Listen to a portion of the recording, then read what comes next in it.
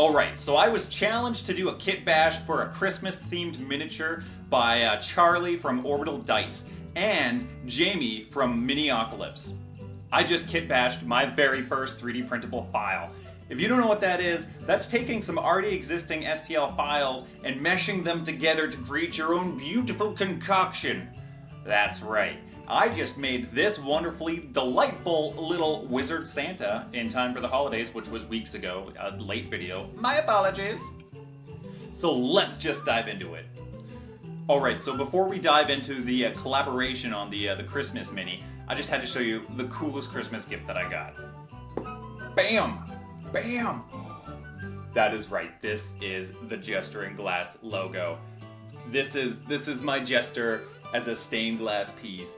And literally, it is the coolest thing ever, and it blew my mind, and it pretty much dang well brought tears to these little old eyes of mine, because it was just the most thoughtfulest gift in all the world. So I'm gonna be mounting that somewhere back there.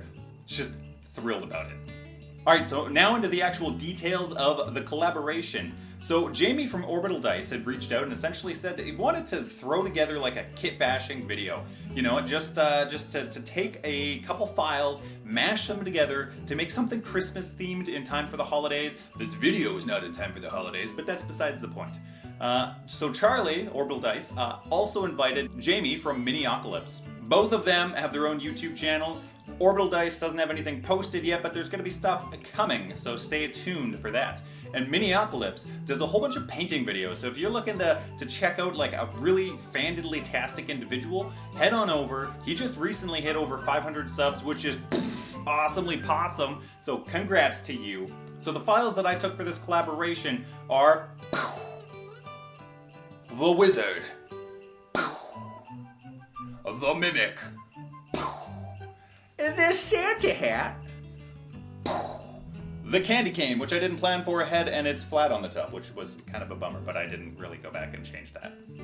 Alright, so let's just throw up the footage of me throwing this mini together, which took me about an hour. I watched some videos on the YouTubes to show me how to do it. I'm not going to go into greater detail and depth about my process because there's other people that can explain it so much better than me, but I thought you might think it's cool to kind of see my process as to how I completed this little miniature. Alright, so this is my first time dealing with Mesh Mixer. I watched another YouTuber's video to be able to try and figure out at least what I was doing. So this is the original Wizard file. I'm pretty much just going to go through and take off portions of it.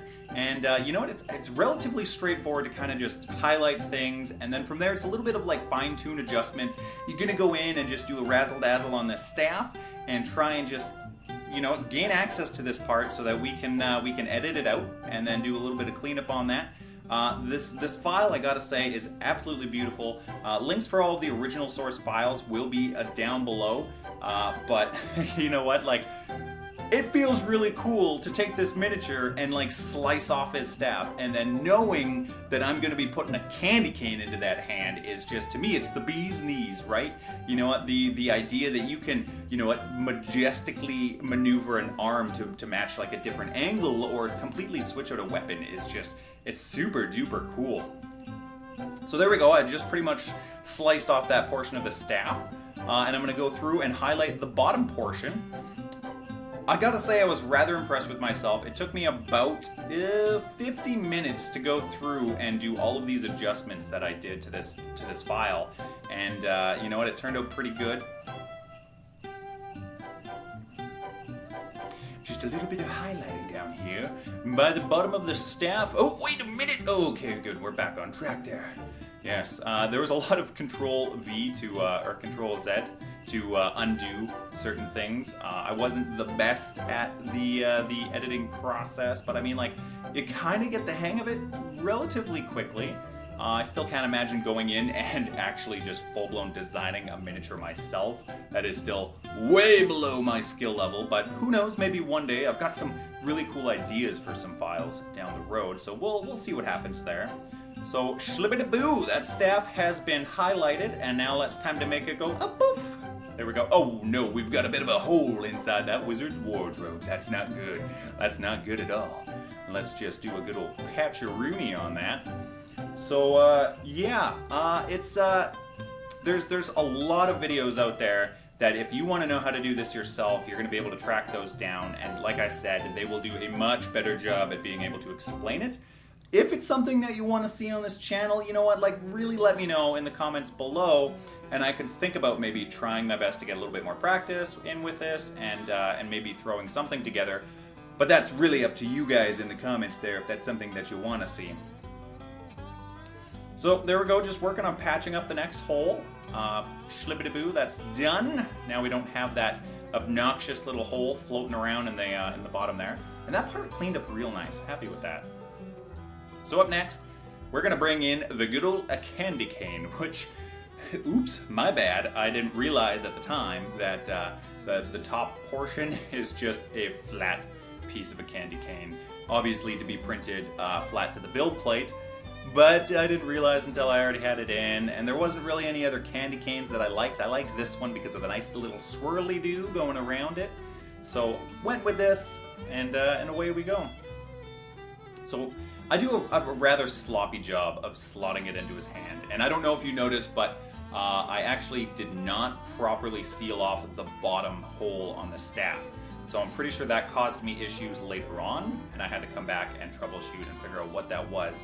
And that's because I didn't remove that properly. But so anyhow, here I am just slippity slapping this candy cane into this wizard's hand, because that's the coolest thing ever. I mean, we need more winter-themed D&D sessions where your wizard gets a candy cane staff, because I mean, like, that's just mind-bogglingly cool. If you ask me, that's what I gotta say. I gotta say it's really cool. I mean, like, what wizard doesn't want a candy cane staff?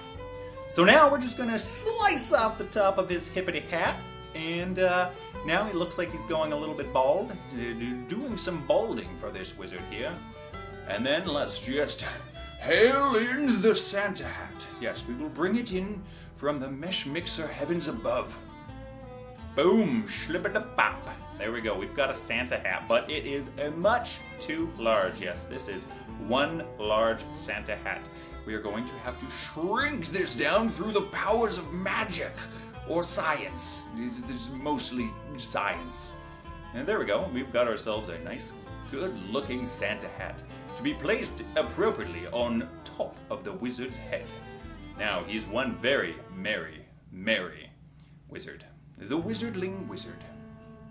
So boom, yeah, I think roughly that's looking pretty good so far. Let's just bring in that next file. The Santa hat was pretty darn quick. I was actually happy with how swiftly that went. This part is a beautiful model. Kudos to the designer of this one. Links, like I said, will be down below. Fantastic mimic. I just think mimics are the coolest thing ever. To know that everything out there could potentially have a face and try and eat you is terrifying. And boom! Boom shakalaka! That is completed!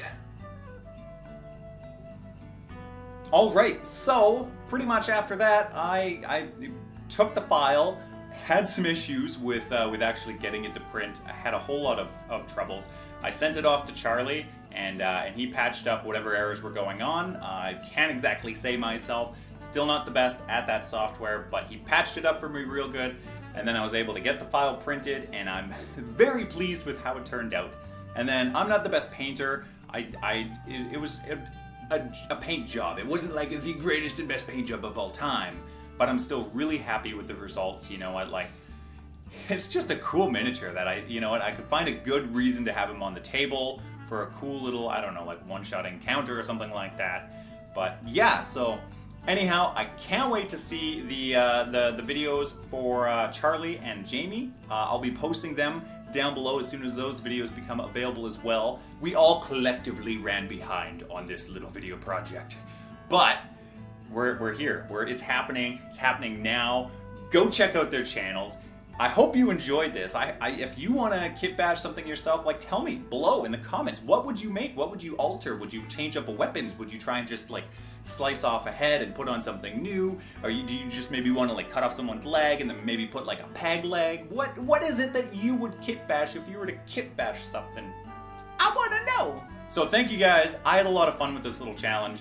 It was a really cool way for me to actually push myself to learn Mesh Mixer and dabble around with altering files, and I had a lot of fun with it. So anyhow, I hope your holidays were fantastic. I hope your New Year's been fantastic. I hope life in general's just been fantastic.